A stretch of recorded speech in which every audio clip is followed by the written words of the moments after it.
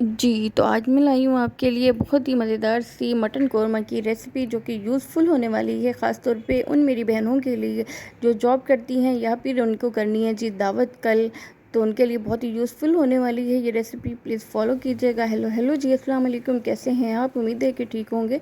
जहाँ रहें खुश रहें, हैप्पी रहें और हेल्दी रहें अपनी फैमिली के साथ। एक बार फिर से वेलकम करती हूँ सबस लाइफ एंड किचन में। तो चलिए जी स्टार्ट करते हैं मज़ेदार सा मटन कोरमा।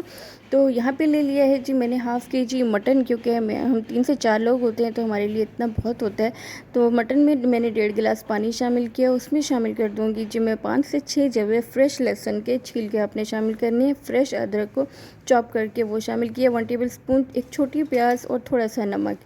इसको हल्का सा मिक्स करेंगे तेज़ आंच पे, उसको हल्का सा बॉयल आने तक, थोड़ा सा बॉयल आने देंगे इसको। जब ये बॉयल आने लगेगा इसमें, ये देखिए, तो इसको कर देंगे जी कवर करके वेट करेंगे 25 से 30 मिनट में गोश्त हमारा गलने का। तो चलिए जी फिर आगे का प्रोसेस स्टार्ट करते हैं। तो यहाँ पे लिया है जी मैंने पैन में कुकिंग ऑयल, और जी इस पे मैं तेज़ आंच पे इसको गरम करना है, और तेज़ गरम हो जाए तो इसमें शामिल कर देंगे जी प्याज। मेरे पास हाफ़ केजी मटन है तो उस हिसाब से मैंने लिए हैं 3 मीडियम साइज़ के प्याज, जिनको बारीक कट कर लिया है। और तेज़ गरम तेल में तेज़ आंच पे आपने इन प्याज को ब्राउन करना है चम्मच चलाते हुए।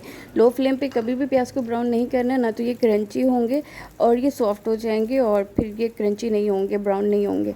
ब्राउन तो हो जाएंगे लेकिन डार्क हो जाएंगे और सॉफ्ट हो जाएंगे। तो तेज़ आंच पे आपने हमेशा प्याज को ब्राउन करना है। तो ये देखिए, चम्मच चलाते हुए अपने प्याज़ों को ब्राउन करना है, नहीं तो ये कहीं से डार्क हो जाएंगे, कहीं से वाइट और कहीं से ब्राउन हो जाएंगे। तो चम्मच चलाते हुए इक्वली हमने इनको कलर देना है, क्रंची सा कर लेना है हमने। और आप यकीन मानिए बहुत ही मज़ेदार कोरमा बनकर तैयार होगा। जब ये ब्राउन हो जाएंगे ना प्याज, इनको फिर आपने निकाल के दानेदार कोरमा बनाना है। तो इनको आपने पीसना नहीं है, बिल्कुल नहीं पीसना है। इनको दुरदरा सा होना चाहिए थोड़ा सा, या तो इनको अमल दस्ते में भी कूट सकती हैं, चाहें तो चॉपर में डाल के बारीक इसको चॉप भी कर सकती हैं। तो मैं इसको कर लूँगी चॉप। तो ये देखिए जी, ये कलर आ गया। अब इनको निकाल लूँगी मैं बाहर, क्योंकि ये जब तक ठंडे होंगे तो इनका जो है प्रोसेस चलता रहेगा, तो ये और कलर थोड़ा और डार्क हो जाएगा। तो अब ये दही में इसको पीस के मैं शामिल कर दूँगी। इसमें शामिल कर दूँगी 1 प्याली दही में छान का मसाला, दही, और इसमें शामिल कर दिए जी प्याज जो हमने चॉप किए थे। तो चलिए जी गोश्त देख लेते हैं। यहाँ पे गोश्त को 25 से 30 मिनट हो गए हैं और तकरीबन गोश्त हमारा गल चुका है। ये देखिए जी, पानी ड्राई हो चुका है तकरीबन, और गोश्त भी हमारा गल चुका है। 25 से 30 मिनट में बकरे का गोश्त गल जाता है। और ये मैं इस तरह क्यों बना रही हूँ, इसके दो वजह हैं। एक ये कि कभी कभी गोश्त ऐसा होता है कि जो कि गलने में बहुत टाइम लगता है, और इस तरह हमारा कौरमे का मसाला जो है वो कड़वा सा हो जाता है।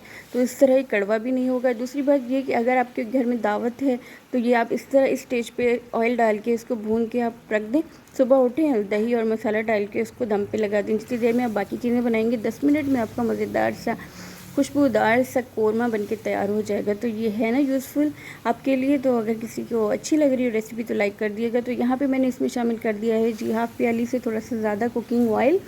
वही वाला ऑयल हमने इसमें डालना है जिसमें हमने प्याज ब्राउन करके निकाल ली थी। तो ये देखिए जी, गोश्त को बहुत अच्छी तरह हमने भून लिया है। इसमें जो लहसुन वसन था वो भी इसमें मिक्स हो गया। तो इस स्टेज में बहुत अच्छी तरह भूनने के बाद तेज़ आंच पे इसमें शामिल कर देंगे जी वही दही में, 1 प्याली दही में जो मैंने शान का मसाला शामिल किया था, और उसमें शामिल किया था जी ब्राउन अनियन जो हमने किए थे, उसको चॉपर में मैंने बारीक चॉप किया है। एक दफ़ा फिर से बोल रही हूँ, दानेदार कोरमे बनाने के लिए प्याज को कभी भी आपने पीसना नहीं है, बिल्कुल फ़ाइन नहीं पीसना, बिल्कुल उसको थोड़ा सा दरदरा अमल दस्ते में उसको कूट लें थोड़ा सा, या आप चॉपर में उसको बारीक चॉप कर लें, तो बनेगा आपका ज़बरदस्त सा दानेदार कोरमा। तो यहाँ पे जी अच्छी तरह भूनने के बाद हम इसमें शामिल कर देंगे वो मसाला दही का। ये देखिए जी, आप यकीन मानिए बहुत ही मज़ेदार कोरमा बनके तैयार होगा। अगर आपको वीडियो पसंद आए तो वीडियो को लाइक कर दिएगा, रेसिपी पसंद आए तो वीडियो को लाइक करके शेयर कर दिएगा अपने प्यारों के साथ, अपने दोस्तों के साथ, और जी सब्सक्राइब कर दिएगा सबस लाइफ एंड किचन को। आपकी बहुत मेहरबानी होगी, और प्यारा सा कमेंट भी कर दिएगा, इससे कुछ नहीं होता, मेरी हौसला अफजाई होती है। पसंद ना आए तो भी कमेंट करना है आपने, मुझे बुरा नहीं लगेगा। है जी, दही का मसाला डाल के उसको कवर करके 2 मिनट 3 मिनट के लिए छोड़ देंगे मिक्स करके। तो तकरीबन 3 से 4 मिनट लगे हैं। हल्की आंच पे आपने इसको छोड़ना है, दम लगाना है। तो ये देखिए जी, मज़ेदार सा, दानेदार सा, खुशबूदार, लाजवाब, टेस्टफुल, इतना मज़ेदार ये कौरमा बनकर तैयार होगा ना, आपको बहुत पसंद आएगा। बस शर्त ये है कि एक दफ़ा बनाइएगा ज़रूर, रेसिपी को फॉलो ज़रूर कीजिएगा, आपकी बहुत मेहरबानी होगी। तो ये देखिए जी, आपको कैसी लगी रेसिपी? बहुत मज़े की लगेगी, आप यकीन मानिए।